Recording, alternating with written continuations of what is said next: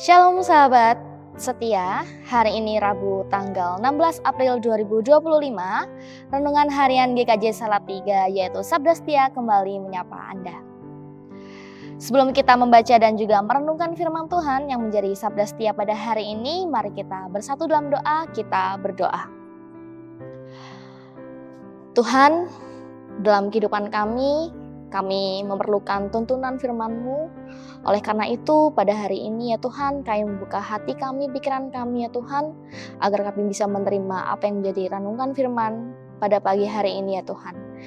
Kami serahkan kegiatan kami, kehidupan kami hanya ke dalam nama-Mu, hanya ke dalam nama Tuhan Yesus Kristus. Kami sudah berdoa dan bersyukur, haleluya, amin.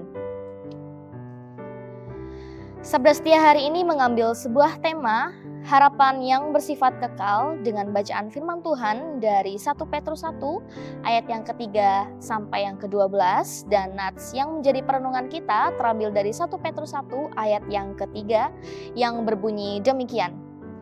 Terpujilah Allah dan Bapa Tuhan kita Yesus Kristus, menurut rahmat-Nya yang besar, Ia telah melahirkan kita kembali oleh kebangkitan Yesus Kristus dari antara orang mati untuk memperoleh hidup yang penuh pengharapan. Sahabat setia, sebagai orang percaya, kita diberikan sebuah harapan yang melampaui batas-batas dunia ini. Harapan tersebut adalah harapan yang bersifat kekal yang diberikan kepada kita oleh Allah melalui kebangkitan Yesus dari antara orang mati. Harapan ini bukan sekedar optimisme atau keinginan yang kosong, tetapi harapan yang berdasar pada janji-janji Tuhan yang pasti. Di dalam 1 Petrus 1 ayat yang ketiga mengingatkan kita bahwa pengharapan kita lahir dari kasih karunia Allah yang begitu besar. Melalui karya penebusan Yesus Kristus di kayu salib, kita diberikan kesempatan untuk dilahirkan kembali dan hidup dalam pengharapan yang penuh, yaitu kehidupan yang kekal bersama dengan Tuhan. Harapan ini memberi kita kepastian bahwa apapun yang kita hadapi di dunia ini, ada sesuatu yang jauh lebih besar yang menanti kita di masa depan, yaitu hidup kekal di dalam hadirat Tuhan. Harapan kekal ini juga memberikan kita kekuatan untuk menjalani hidup di tengah berbagai tantangan dan juga kesulitan. Meskipun kita mungkin mengalami penderitaan atau masalah di dunia ini, kita dapat tetap berpengharapan karena kita tahu bahwa hidup kita tidak hanya berakhir di sini saja. Harapan kekal memberikan kita perspektif yang berbeda. Kita tidak hanya fokus pada keadaan saat ini, tetapi juga pada masa depan yang dijanjikan oleh Tuhan. Kebangkitan Yesus memberi kita jaminan hidup yang tidak akan berakhir.